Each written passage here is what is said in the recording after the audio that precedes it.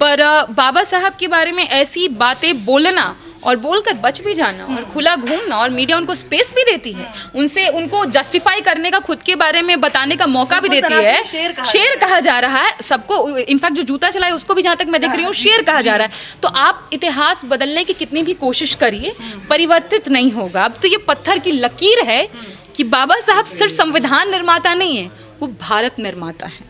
वो भारत निर्माता जहां पर सभी के लिए समान अवसर होंगे, equity, equality, social justice, secularism इसकी नींव है, जिसको कोई भी चाह ले बदल नहीं सकता। ये सब कुछ पढ़ लिए होंगे पर संविधान नहीं पढ़े होंगे जो ये बातें कर रहे हो। और मुझे नहीं पता वकालत कैसे सीखी, कहाँ सीखी और किस तरह से वकालत करो। अगर ये लोग वकालत कर रहे हैं तो सोचिए कितना खतरनाक है दलितों के लिए, पिछड़ों के, अल्पसंख्यकों के लिए, जो वंचित तबका है खास तौर पर उनके लिए। और हमने आज ये भी देखा ना, उत्तर प्रदेश की घटना का भी जिक्र हुआ कि जो ठेले वाले लोग हैं उल्टा सर पे खड़ा करवा दिया जा रहा है।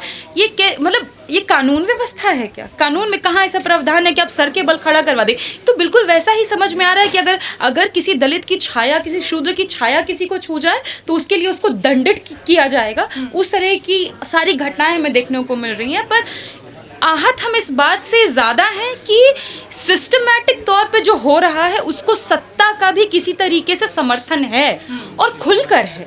आप खुद देखिए कि जो व्यक्ति सीजीआई, मतलब आप सोचिए ना कि देश में सबसे इम्पोर्टेंट, सबसे स्ट्रॉन्गेस्ट व्यक्ति 3 लोग अगर कोई होते हैं तो राष्ट्रपति, प्रधानमंत्री और चीफ जस्टिस ऑफ इंडिया।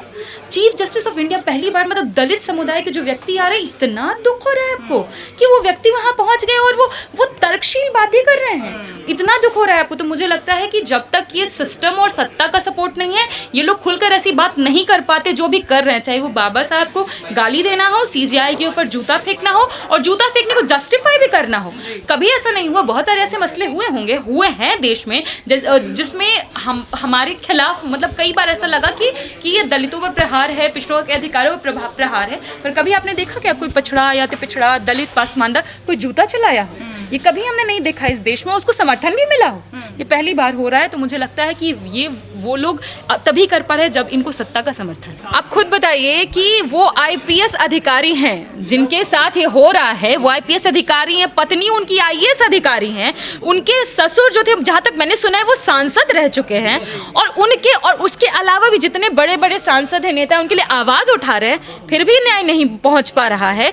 तो ये तो दिखाता है ना सिस्टमैटिक फेलियर, कि सिस्टम अभी भी किनके हाथों में। लोग तो कह ही रहा है ना, इनका जितना भी राइट विंग का ट्रोलर्स है वो तो बोल रहा है सिस्टम हमारा है।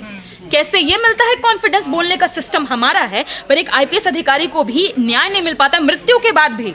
जीवित छोड़ दीजिए ना, मरणोपरांत भी उसको न्याय नहीं मिल पा रहा है। तो ये देश की व्यवस्था को दिखा रहा है कि आखिर क्यों देश में बदलाव की जरूरत है। वरना जब तक ये आरएसएस से पोषित लोग सत्ता में रहेंगे, ये संविधान के विरोध में ही काम करेंगे। और जब, हाँ, एक सवाल तो आज हम पूरे देश से पूछेंगे कि जब आप कहते हैं कि आईपीएस आईएएस के बच्चों को आरक्षण क्यों मिलना चाहिए, तो आप देख लीजिए कि जब आईपीएस अधिकारी को मरणोपरांत न्याय नहीं मिलता है तो उनके बच्चों की बात करना तो आप छोड़ ही। बताइए, हाल फिलहाल में ही आरजेडी की 3 मुखर प्रवक्ताओं, जिनमें आप भी थी, को एनडीए के प्रवक्ताओं ने बहिष्कार कर दिया। सीधे तौर पर कहा कि अगर वो शामिल होंगे तो हम तो नहीं होंगे।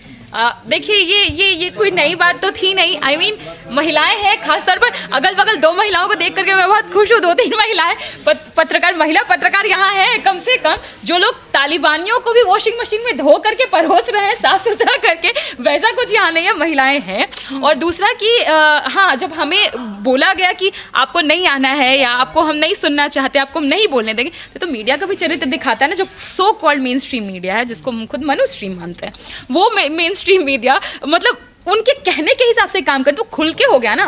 पहले लोग आरोप लगाते थे कि भाजपा के लिए काम करते हैं, अब तो भाजपा के कहने पे काम करते हैं, कैसे क्या करना है, क्या बोलना है, ये सारी चीज़ें हो रही हैं।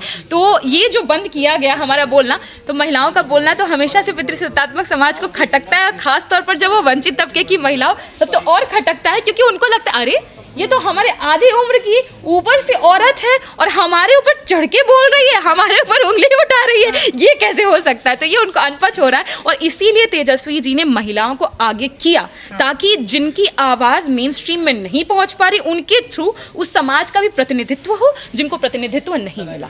कोई भी घटना हो, चाहे वो हरिओम वाल्मीकि जी की घटना हो, सीजेआई की घटना हो, या फिर संत यादव, आपको नाम याद ही होगा, मूत्र छिड़क कर शुद्धिकरण की घटना हो, सबके नाम में आप देखिए ना, नाम में संत है, हरिओम जी के नाम में हरिओम है, हमारे जस्टिस गवई जी के नाम पे भी जहाँ तक मैं जानती हूँ रामकृष्ण है जुड़ा हुआ। तो ये तो भगवान के नाम भी हैं, फिर भी आप उनका सम्मान नहीं कर पा रहे हैं क्योंकि उपनाम आपके लिए ज़्यादा इम्पॉर्टेंट हो जाता है। तब तो ये देश की सच्चाई है और इसी सच्चाई को बदलने वाले लोग का नाम लालू प्रसाद यादव है। कांशीराम जी, मायावती जी, जगदेव जी, कर्पूरी ठाकुर जी, लोहिया जी और तमाम ऐसे लोग, फूले फातिमा दंपति, बाबा साहब। तो हमेशा इतिहास बदलने की कोशिश की जाएगी, नकारात्मक छवि प्रस्तुत करने की कोशिश की जाएगी, पर हमको लगता है कि आप जितना उनको नकारात्मक लाइट में दिखाइएगा, वंचित आपका उतना उसको पॉजिटिव। कैसे जब इस देश में बाबा साहेब को नीच कहकर बुला सकता है कोई, अनिल मिश्रा वकील है, वो बाबा साहेब को नीच कहकर बुला रहे हैं, कह रहे हैं कि अंग्रेजों के समय में इन्होंने अंग्रेजों की जासूसी की, जब वो बाबा साहेब को नहीं बख्श सकते, अंग्रेजों के एजेंट थे वो। एजेंट्स मुझे लगता है वही लोग कहेंगे जो जिनका खुद का रवैया उस तरह का रहा होगा, मे बी। पर बाबा साहब के बारे में ऐसी बातें बोलना और बोलकर बच भी जाना और खुला घूमना, और मीडिया उनको स्पेस भी देती है, उनको जस्टिफाई करने का, खुद के बारे में बताने का मौका भी देती है। शेर कहा जा रहा है सबको, इनफैक्ट जो जूता चलाए उसको भी जहाँ तक मैं देख रही हूँ शेर कहा जा रहा है। तो आप इतिहास बदलने की कितनी भी कोशिश करिए, परिवर्तित नहीं होगा। अब तो ये पत्थर की लकीर है कि बाबा साहब सिर्फ संविधान निर्माता नहीं है, वो भारत निर्माता है। वो भारत निर्माता जहां पर सभी के लिए समान अवसर होंगे, equity, equality, social justice, secularism इसकी नींव है, जिसको कोई भी चाह ले बदल नहीं सकता।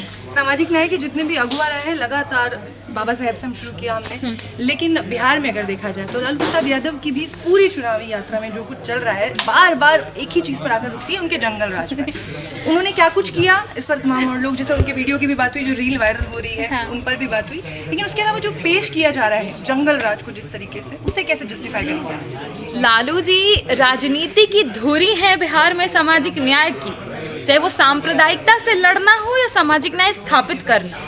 कोई एक नाम जो गूंजता है बिहार के फिजाओं में तो वो लालू जी हैं। और जैसा किताब में भी कई नाम ऐसे छूट गए, जैसे जगदेव बाबू का नाम, अरे तो ये बिहार जगदेव बाबू कर्पूरी ठाकुर का बिहार है या लालू जी का बिहार है, अशोक की धरती है बिहार, और वहाँ पर आप लालू जी के शासनकाल को जंगल राज बोलेंगे तो पिछड़ा वंचित अब उसको एक्सेप्ट नहीं करता, वो हंसता है आपके ऊपर और वो देखता है कि ये कौन लोग हैं जो जंगल राज बोल रहे हैं, क्योंकि कोई जंगल राज बोल रहा है तो इसके पीछे एक वजह होती है, शायद उसके लिए जंगल राज रहा हो सकता है। जंगल राज का मतलब, हम तो खैर इस शब्द को खूबसूरत मानते हैं, जंगल राज मतलब आदिवासियों का राज, पिछड़ों वंचितों का राज, शूद्रों का राज, उनका राज है ये। और लालू जी ने सिर्फ कहते हैं ना कि सिर्फ पॉलिसी से बदलाव, सिर्फ कहा नहीं, पॉलिसी से बदलाव किया है, चाहे वो पीरियड लीव देना हो, दलित पिछड़े अति पिछड़े छात्रों को, अल्पसंख्यक छात्रों को स्कॉलरशिप 1 रुपये डेली स्कूल देना हो। आखिर ऐसा कैसे हुआ कि जो बच्चे स्कूल छोड़ के स्कूल ड्रॉप आउट हो जाते थे वो लालू जी के समय में घट करके 11% पे आ गए और आज वो 41% है बिहार में। मात्र 14% लोग ही 10वीं तक पास हैं। आप सोच लीजिए, पूरे बिहार में 1 लाख लोग भी नहीं, मतलब 98,000 लोग हैं जो पीएचडी कर पा रहे हैं, डॉक्टरेट तक नहीं कर पा रहे हैं, एमए जो किए हुए हैं। मतलब बहुत विभत्स स्थिति है बिहार की। और वो थोड़ा क्या मैं कहूँगी कि एक शिफ्ट हमने देखा लालू जी के शासनकाल में। कई वीडियोस जैसे आपने बताया अभी, कई वीडियोस ऐसे हैं जो पुराने वीडियोस आप देखेंगे तो ऐसा होता था, चप्पल खोले और खोल करके चप्पल हाथ में लेके जा रहे हैं, पर लालू जी का शासनकाल आया और वो बदलाव हो, वो चप्पल पहन करके जा रहे थे। तो ये सारी चीज़ें हैं और बिहार में जब भी आप जंगल राज जो भी बोलेगा, लोग हंसते हैं, मुस्कुराते हैं, कहते हैं हाँ वो राज हमारे लिए स्वर्णिम राज। लेकिन जो कानूनी सिकंजा कसने की कोशिश की जा रही है, IRCTC वाला मामला भी हम देख रहे हैं कि पूरे परिवार को नापने की कोशिश की जा रही है, 14 और लोग हैं जिनको उसमें शामिल किया गया है, इससे कैसे निपटेंगे? और उसके अलावा वोट चोरी का जो आप लोगों ने लगातार मुहिम छेड़ी हुई है, उसको लेकर क्या कुछ करेंगे? टाइमिंग बहुत इंटरेस्टिंग नहीं लगी आपको? बिहार में चुनाव डिक्लेयर होता है, यहाँ कोर्ट की कब बुलावा आ जाता है। और वहीं मुझे याद है 18 सितंबर को अमित शाह भी बिहार आए थे, बेगूसराय में आके बोले कि हम तेजस्वी यादव को चुनाव लड़ने लायक ही नहीं छोड़ेंगे, वहाँ बोला था। और फिर एक और इंटरेस्टिंग डेट पड़ती है, 11 तारीख को सेकेंड फेज की वोटिंग होनी है, 10 नवंबर को ही डेट पड़ा है अगला डेट। पर मुझे जहाँ तक लगता है ये कि जितना ये परेशान करेंगे उतना बिहार की जनता एकजुट होगी, क्योंकि जितना परेशान करेंगे राजनीति उतनी तेज रफ्तार पकड़ेगी। और रियलिटी में ये होगा कि लोगों को समझ में आ रहा है ये वेंडेटा पॉलिटिक्स है और इनको पता है कि बुरी तरह हारने जा रहे हैं, तो परेशान करो। सोचिए, मैंने वही कहा भी लोकार्पण के पहले कि ऐसा कैसे होता है कि 13 साल 14 साल के तेजस्वी जी हैं, उनके ऊपर करोड़ों का बोलते हैं गबन कर लिया, तब तो ये भी आश्चर्यजनक नहीं रहेगा कि उनको 2-3 साल की बेटी और उनके 6-7 महीने के बच्चे के ऊपर में आरोप डाल दिया जाए कि ये अरबों खा गया। कोई हमें इसमें कोई हैरानी नहीं होगी। पर बात तय है कि तेजस्वी जी ने जो लकीर खींची है बहुत लंबी है। दवाई, कमाई, पढ़ाई, लिखाई, सिंचाई, कार्रवाई और हर घर सरकारी नौकरी की, जिससे ये परेशान है। कहाँ मोदी जी, अमित शाह जी बिहार आकर के घुसपैठिया के ऊपर में राजनीति का ध्रुवीकरण करना चाहते थे, और कहाँ तेजस्वी जी तटस्थ है, कह रहे हम तो हर घर नौकरी देंगे, जो करना है कर लो। मैंने देखा पुरुषोत्तम कुशवाहा, देखिए पुरुषोत्तम कुशवाहा उनका नाम है, तो देख लीजिए ना, चाहे वो दलित हो, पिछड़े हो, अति पिछड़े हो, आदिवासी के शहर पर मध्य प्रदेश में पेशाब किया गया था। मुझे वो विजुअल्स आज भी याद है।